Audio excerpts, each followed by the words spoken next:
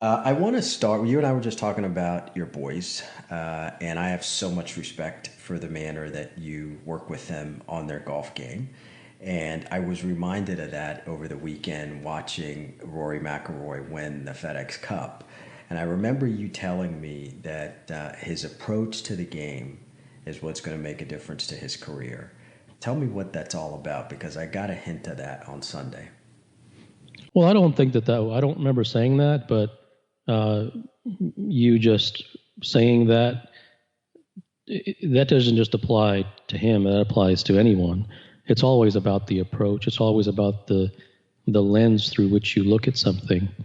It's never really about the X's and the O's.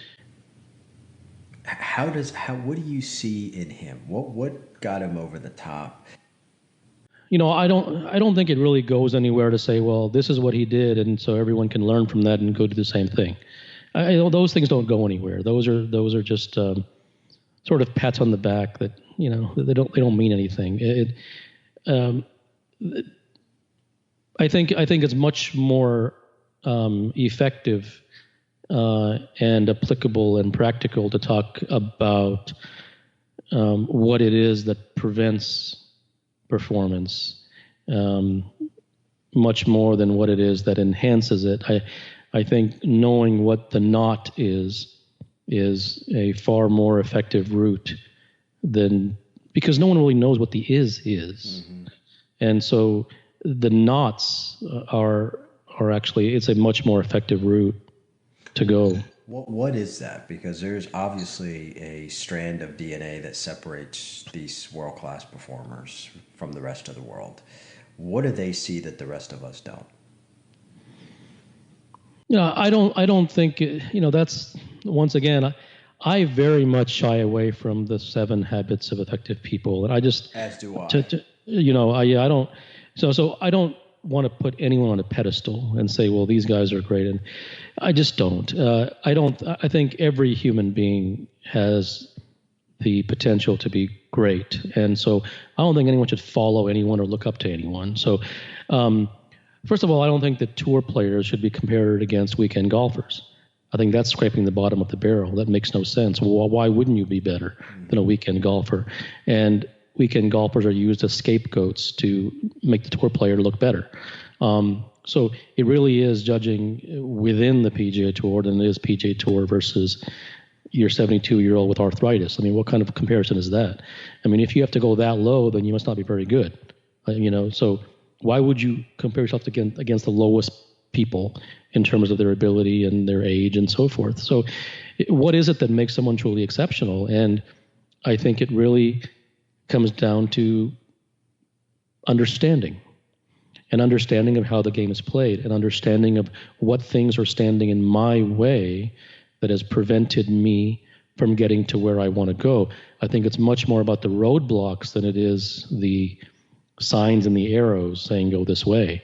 Um, so, if you look at someone like Tiger, there's a lot of things that went into that in creating a Tiger Woods, and it wasn't it wasn't all X's and O's. In fact, X's and O's were I would say it's the minority, because others had the same, if not better, X's and O's than Tiger, uh, but no one had his results.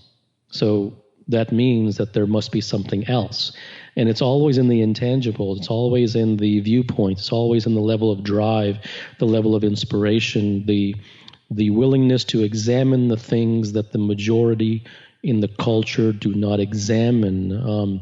It's always in those types of things. It's in the soft things, not in the things that you can categorize and put on a blackboard, which is where society always looks. Society is the culture of golf is no different than the culture of business, because it is filled with the same kinds of human beings who are afflicted by the same disorder of looking at the cosmetic and looking at the form, as opposed to looking at the source from which those things arise. So, like when you talk about Tiger, for example, and when you talk about the intangibles, I know that a lot of times that leads back to introspection and it leads back to the mind. Give me an example of some of these intangibles.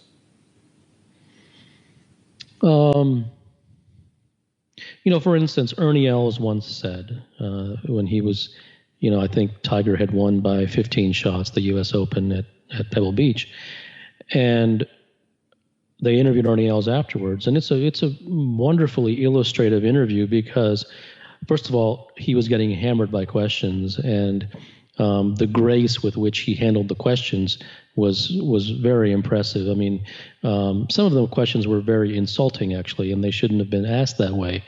But he still handled it with real calmness and grace.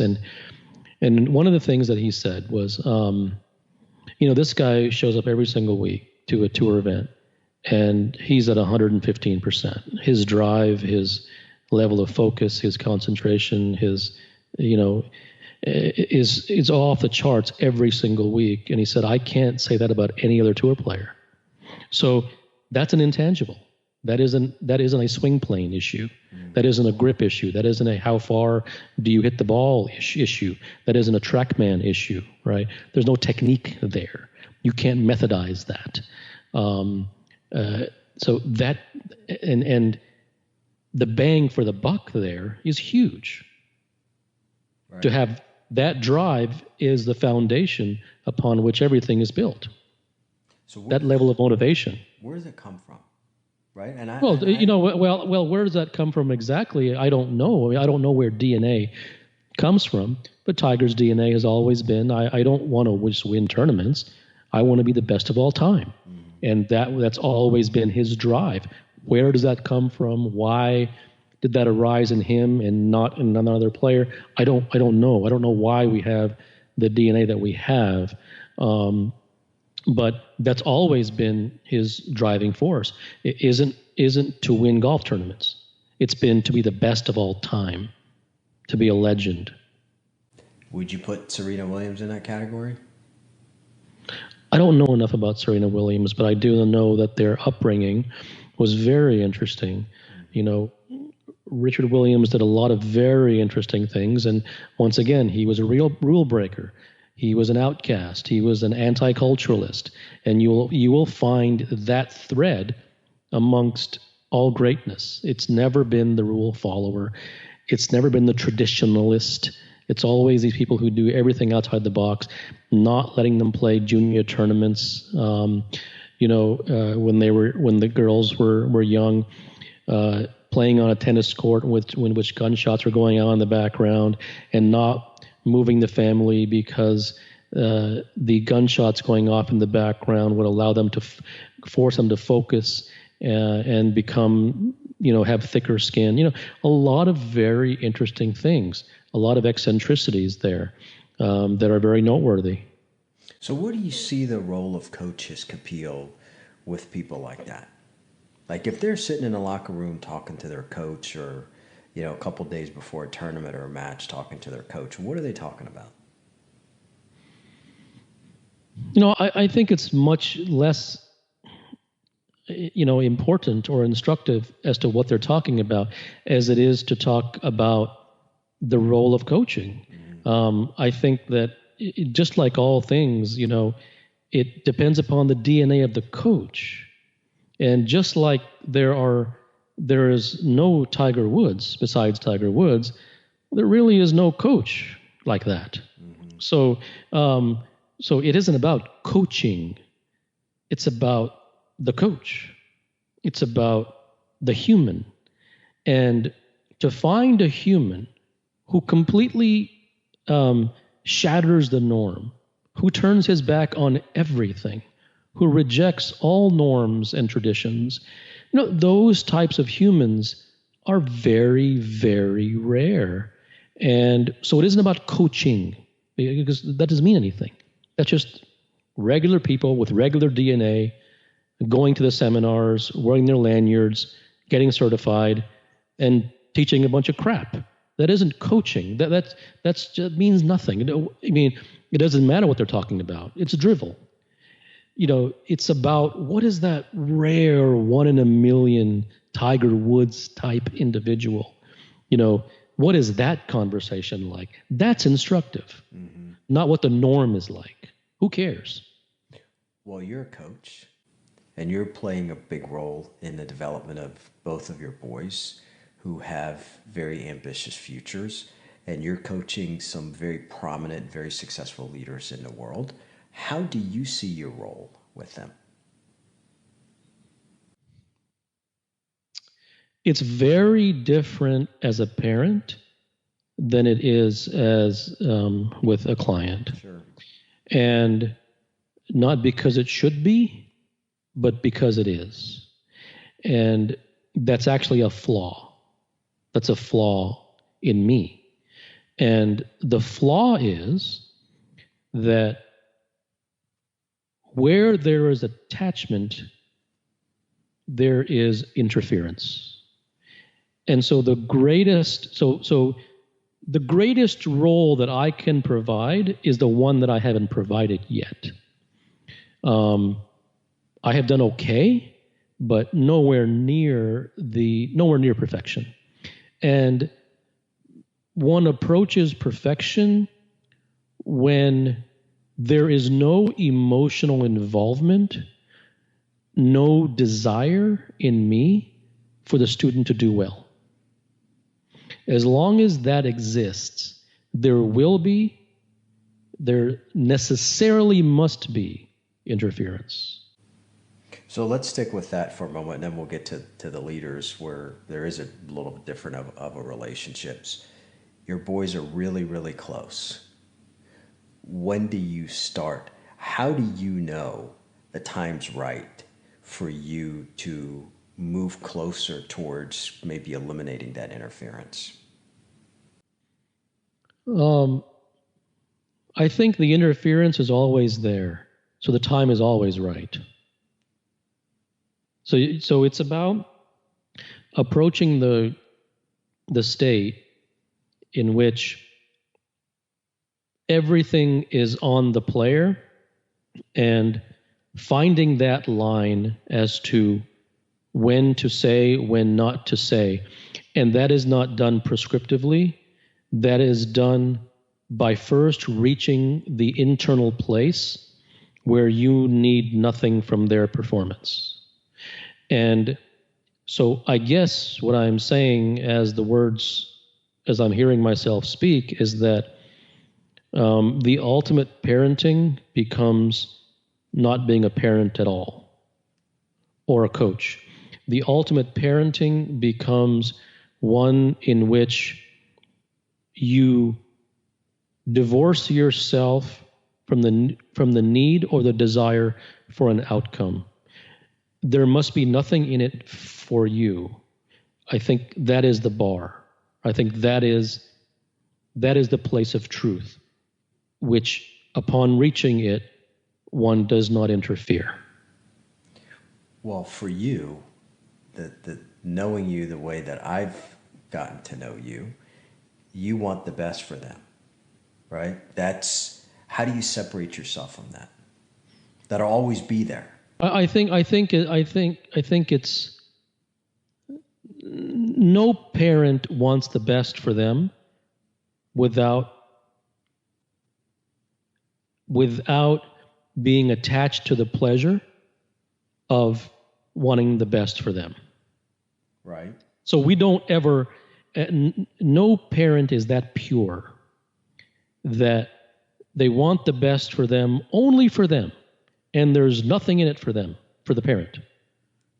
There's always a level of impurity, and there's always a level of there's always as they say, a fly in the ointment.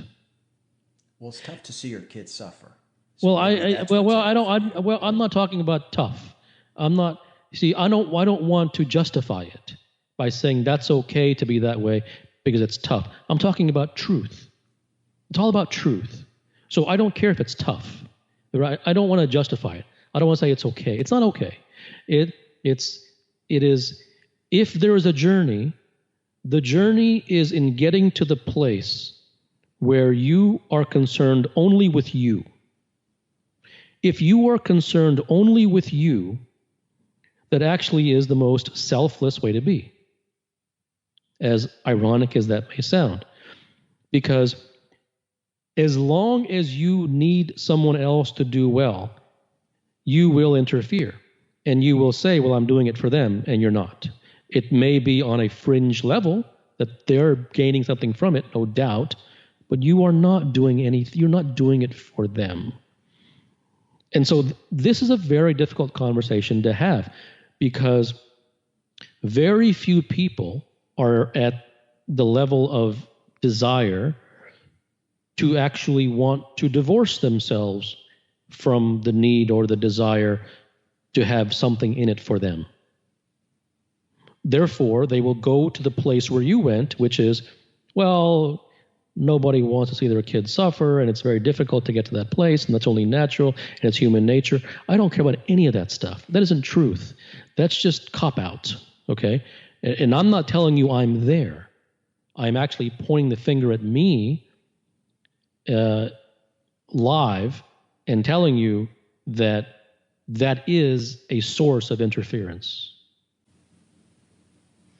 How do you ever specifically think about ways that you can help your boys in particular, certainly some of the athletes that you work with, learn how to embrace pressure? The pressure No, to make I don't. a putt on the 18th hole. I don't know if it's about embrace. That's forced. I don't like embrace and accept. Verbs don't sit well with me because it's always prescriptive. So why do certain people thrive in the most intense of moments? There's no why to that. Some people just do. They enjoy it, and some people do not. The question only arises when someone comes forward and says that I have a problem, and the problem is that pressure really gets to me. Then it becomes something to go into, because then the person actually wants to do something about it. So then it becomes relevant. So what do you do to coach somebody through that? Well, it's never about the thing, right? The thing is never about the thing. Mm-hmm. So the pressure is just the manifestation of something that's going on deeper. And so what is it the person feels that they might lose by winning? What is it that the person feels that they might lose by losing? So the pressure is the billboard, but the billboard isn't the truth. It's the wires and following the wires all the way back through their winding source to where they're plugged into that gives electricity to that billboard. That's where the real questions lie. And the issue with teachers and instructors and psychologists and coaches is that they fall for the problem that they're presented. They fall for that trap, and therefore they attempt to fix the billboard. Mm-hmm. But the billboard never is the problem. The problem that's presented to you is never the problem. I think therein lies the art of coaching. Well, you talk about to a lot of sports psychologists, and they tell you that dealing with pressure is something that can be taught. Well, do you believe that? No, I don't, because you'll never own it that way. I think what a person needs to learn is not the techniques of how to deal with pressure. What he needs to learn is the understanding and the insight as to why the pressure gets to him and what things are truly at stake, that if those things weren't at stake, then the pressure would automatically not get to him. Well, you shared something with me earlier about something that, about when I asked you a question about your son, and you talked about the importance of ownership, that when that ownership, when that real full-fledged ownership is there, then you'll start to see the type of progress that you want to see. What does that type of ownership look like? Yeah, it's a dangerous word when you just mentioned it nakedly without context, because I know where everyone's going to go with that. They're going to jump all over the prescription bandwagon, and the bold type word and say ownership is that you must own and be, own your actions and be responsible for what you said. That's not what we're talked about. So let's just short circuit that real quick before that train leaves the station. Ownership, what we were talking about earlier was we were talking about ball striking. And so the ownership of one's artistic movement, in this case, striking a golf ball. So to me, it needs to be owned without any chases. And something cannot be owned if you attack the mechanics and the technique and use that as the lens through which you look at the movement. Because as long as you look at the technique and the mechanics of put your arm here, then the next step is do this, and then don't go across the line, don't get laid off. When you come back down, the hips lead the downswing, and then you swing left and make sure the club face is square at impact, all those things, and the track mans, and then all the nonsense. When you chase it that way, you chase forever. Because you can never own a physical movement by focusing on the actual physical movement. You have to own the things that you already have, which give you clues as to whether the physical movement is on or off, as opposed to a coach standing behind you telling you that they're on or off. And if you look at the evidence for that being the truth, you have people on the PGA Tour who've been working with a swing coach for 30 years, or various different ones. Well, shouldn't you have owned it by now? What have you been doing for 30 years? So that must mean that very fact that they still need someone to tell them that something is off and that this is off and that this is off.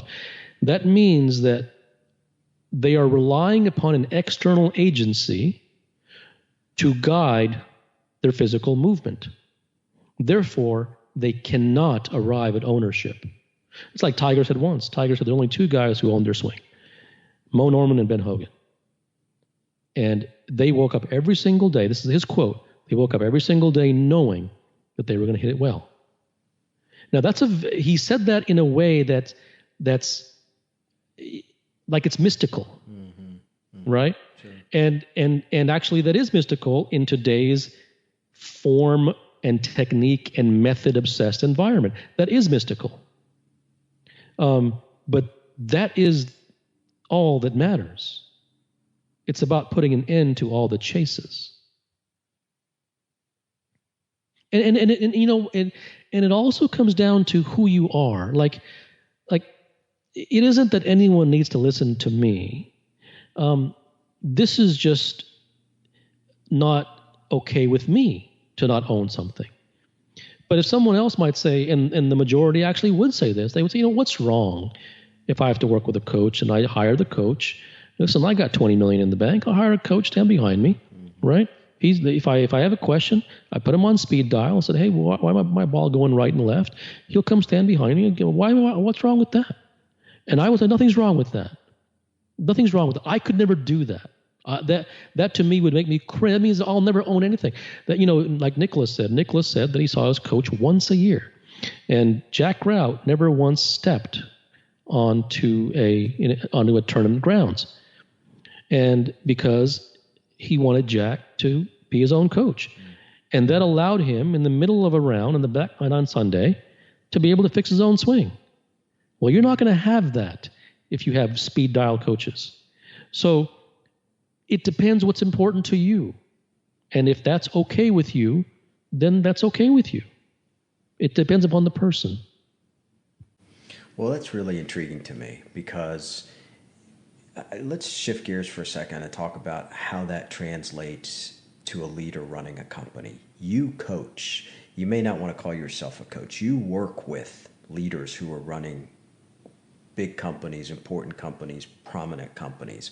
What is your role with them? How do you ignite that human potential from them?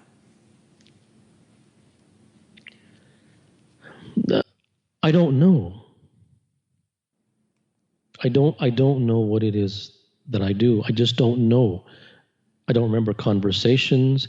I don't remember how results came about. I didn't make any specific result come about. The only thing that my allegiance is to is the truth. And so the one thing that I can say with absolute certainty, the one thing that I do know is that when a human being is exposed to the truth, something fundamental within him begins to change. And I don't know how that alchemy happens, but it is an elixir that is too potent to not have an effect. So when do you know? Is it in the questions they're asking you? Is it in the dialogue that you guys are having? When do you get a glimpse that that person that you are a confidant to is getting closer to that truth? Because there's a level of ownership there too, right? They have to own it, just like we're talking about these Yeah. professional athletes. Yeah.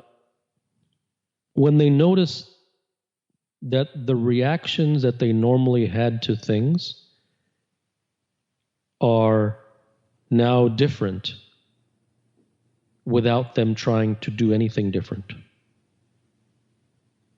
That's when you know something has changed, something fundamental. Without any practice, no practice, no behavior change, no implementation of a technique or a method, no deep breath, no when this happens I will walk away and count to 5, nothing. When the initial reaction to the thing is fundamentally different than it normally is, than it has been for years, without having done a thing, that means something in the viscera has changed. And does that mean a heightened level of awareness of themselves? Is that where a lot of this stuff starts for these leaders? I think where a lot of it starts is the movement away from prescriptive ways of thinking. I think that is the greatest tectonic shift which occurs in a human being, is the movement away from the how. Well, it takes a hell of a lot of guts sometimes, especially in business, when you've received funding from a significant amount of funding. You've got people on your board who have achieved the level of success and acclaim, and who are almost kind of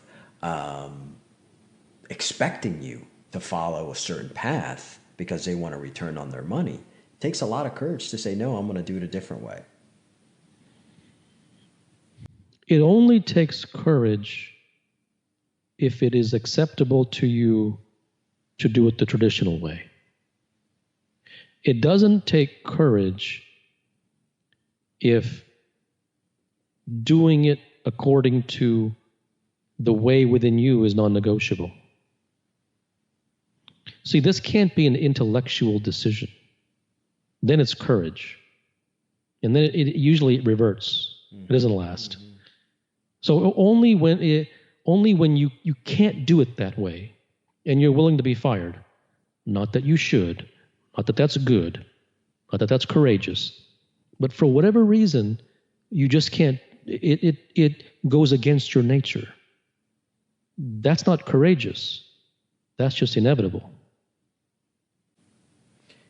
Without naming names, do you have some examples of some situations with some of the people that you've worked with who have been able to have that level of ownership and have started to recognize their approach or their reaction to certain things has shifted, and what type of impact has that had on their companies? Oh, absolutely. But none of those were orchestrated by me. Well, of course they were. Because you're the one that initiated the dialogue and asked the question. No, because there was No, because I had no goal in mind, Sure. Right, but it right? was you that initiated it because if it wasn't for you, it maybe not necessarily the prescriptive approach, but we would have continued to do what we would have doing. That's the truth. Well, okay, but I'm saying it happened by side effect, right? It happened as a natural effect of a cause. It wasn't because I did this. I'm the most clueless of all as to what I might have done. I don't even know what I said yesterday. You asked me 4 questions to begin this dialogue. I didn't remember any of them. I So, figured. okay, there's nothing, like, as you said, prescriptive that I did to make that happen because I wasn't even looking for something to happen. But you It's helped just me it's just see. a it is just a it is not it is just an exposure to the truth. That's what it is. It isn't that I said this But or I. you led me there. Your questions led me to maybe explore areas or observe certain things that perhaps I was blind to in the past. Maybe. But even, I mean, if I may be honest, those things sort of came through me. They didn't really come from me. So I'm very hesitant to take any credit for anything because I because I don't own it. It just appears. So I can't walk around with a billboard saying, "Look what I did."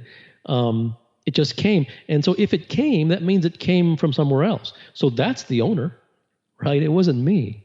But yeah, maybe in the exchange, in the dialogue, in the examination, the exploration, that some things came out that, as you said, made the person look at it differently, and made a shift by way of a question. Absolutely, those things do happen. And do you see that once that shifted, when you recognize it as their confidant, coach, whatever you want, when you recognize that somebody's made that shift and have consistently gone to a different approach to handle these things, do you see it sustainable? Do I just kind of live there now? Yeah, that's the difference between prescription and truth. There are some consistent phrases that I'll hear again and again from people who have experienced this, and that is that, well, I would rather die than go back and be the old way. Sure. And so the thing about truth is that once you transform, you never transform back. But in change through behavior or prescription or therapy, you tend to, for the whole of your life, you tend to always live in a flux of today I was good and yesterday wasn't so good, and you always flux back and forth. You change back. Mm-hmm. But when you get a glimpse of that truth, you feel that resorting back to the old ways is torture compared to living in the space that I'm living right now. Yes, because the only reason that you were doing it the old way to begin with was based upon your level of understanding, which resulted in you doing it the old way. Once you arrive at a new level, then that means that your fundamental understanding has changed. So therefore, the inevitable way now is the higher level. You mentioned you show up differently because of the relationship with the leaders that you work with, obviously, as opposed to the boys. How do you show up for the CEOs or founders, executives that you work with? By not showing up. So I have a meeting with you in 15 minutes. What are you thinking about? Do you just show up, and is it just basically me coming to you with, hey, here's the shit that I'm dealing with? Yeah, the greatest so-called input that I could provide is input that does not come directly from my mind. It comes something that comes in a channeling, speaking in tongues fashion through me that I do not interfere with. That is the best way that I can provide insight. So I literally mean that when I say, how do I show up by not showing up? Mm-hmm. And do you help them? I mean, do you give the people that you're working with homework No, to my think about God. it? No, how could you even go there? Never in a million years. So you don't go there. No, Homework about what? go read this book, or go think about this, or go journal No, on that. You don't no, do that. no, no. There's no prescriptions. There's no activity. There's no behavior. There's no practice. Those are all prescriptive modalities that make you focus upon an activity in the hopes that the execution of that activity will lead to a fundamental change, but it will not. It will only make you focus upon the activity itself, and therefore you will get better and better at doing the activity, but will not reach the thing for which the activity was prescribed. Makes a hell of a lot of sense. A couple questions that I promised some people that I'd ask you. There are a lot of people out there that listen to us who are in the business of selling. And that group seems to always be motivated by beating last quarter and last year. And that becomes exhausting. When you talk to, elite salespeople about how do they start to develop, or what mindsets they need to get in to develop a level of sustained excellence where it isn't the goal, it's something bigger, what should they be thinking about? Well, they're too focused. If that's their approach, they're too focused upon selling the other without having first sold themselves. Well, that's the training that they get, right? That's the prescription that they get from everybody, right? Well, if it is, it's not effective. I mean, it's easy to sell something when you know that selling it for any price at all is too low. Sure. And no one gets there, or very few get there. So it isn't about selling to another. It is about examining what you really have, what the truth about it really is, and the place about your product where you are, that is the success or the failure in your selling it. Like, give me an example of what you're talking about when you say the place. The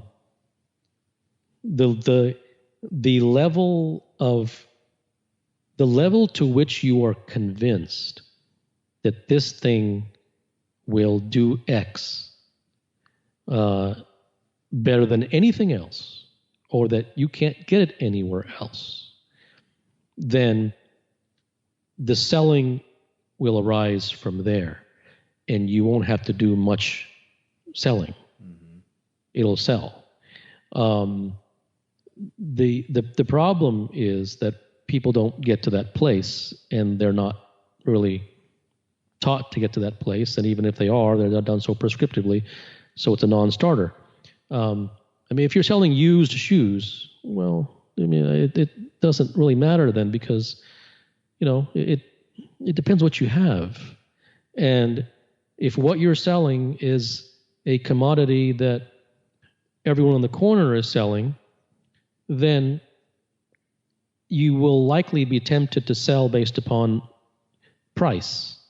And that is a road to nowhere. That's a road to poverty. So if you have, for instance, a restaurant, and there are other restaurants who are obviously selling the same type of food that you are, then the issue becomes one of marketing.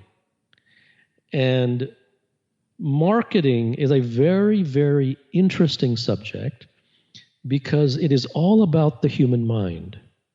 And it is not about, once again, we return to the same place.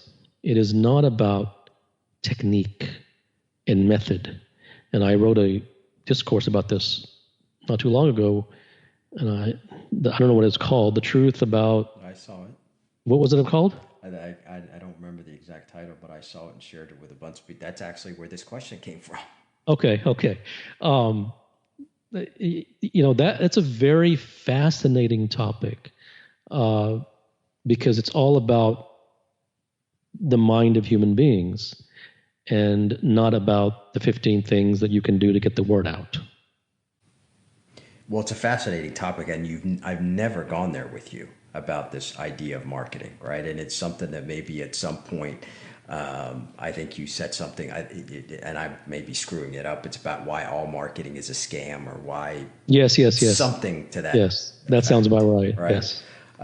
It'd be a fascinating conversation that we could have, because that's a whole different topic that is based on a lot of prescriptions.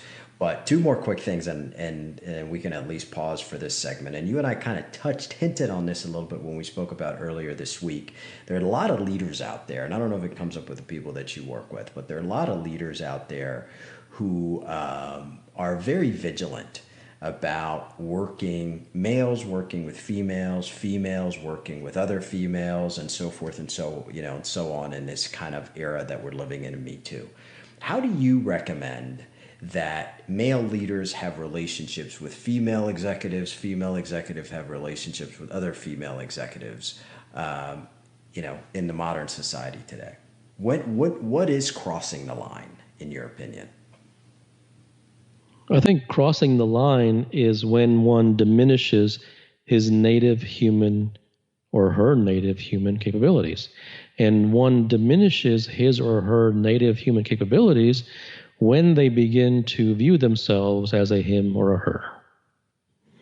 It is about the human and what the human is imbued with, as opposed to the limitation that one imposes upon themselves when they view things through the lens of male and female.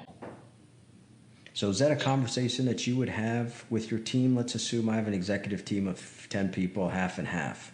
Is that one of those non-negotiables that we need to establish as a team, is to talk to one another as humans and to kind of put our feelings aside? I don't think it'll work because it's all about the DNA of the individuals to whom you're speaking. You cannot drop information on top of people like confetti. It doesn't work that way. Most of the things that I say are not going to be applicable to the vast majority of human beings, even though they are fundamentally applicable to all human beings. But in order for something to get into the bloodstream, it has to arrive on the doorstep of an individual who has a particular DNA, whose bloodstream is open to such a thing. So I'm a leader of a company, and I have that DNA because you've been working with me, and I've made that shift that you're talking about. And I want to have this conversation with my team. Well, then then it's about you. It's not about your team. You can sprinkle all the fairy dust on top of your team, and they'll all just laugh at you. They're not going to do anything that you say. So the greatest thing that you could do, the most effective thing that you could do, is for you to imbibe the truth, and whatever dealings that you are in with, that shows up through you. That's all you can do. And as long as you focus your efforts upon trying to change the mind of another, or to make him better, or to enlighten them, you are wasting your time. Because the fact is, there's only so many years that we as humans live. And those years are most effectively spent perfecting ourselves. And if something is ever going to get across, it is going to get across through osmosis, much less than instruction. So the byproduct of me perfecting myself is others getting better who are around me. If it is going to happen at all, that is how it is going to happen. It is not because you give a talk. All right, last thing. Somebody asked me yesterday, what constitutes a great life for Kapil? So I thought it was a cool question. How do you define a great life, or do you? No, I don't think that the majority are ready for this, but the great life is in which one is completely oblivious to himself. And what does That is the that great mean? life. That means that one functions in a way that is organic and natural from a place of non-ego without trying to be egoless. To understand that everything that a human being says is filtered through his own personal selfish desires, which are based upon the foundation of ego, and nothing is pure. And to arrive at the place that everything is done from a place of organic naturalness as a natural effect of a cause without any attachment to the person who is saying it. And are you there? No. How close? But well, I don't know how close, but I will say that is a 24/7 driving force of my life. And the byproduct of that, I assume that starting with your boys and everyone around you, it just becomes, it just becomes the way to live, right? It becomes a non-negotiable. Well, it's the only way to truly live, but I wouldn't recommend it to anyone. Well, it's a good vision to have. How about we leave it like that? Okay. Thank you, sir. Thank you.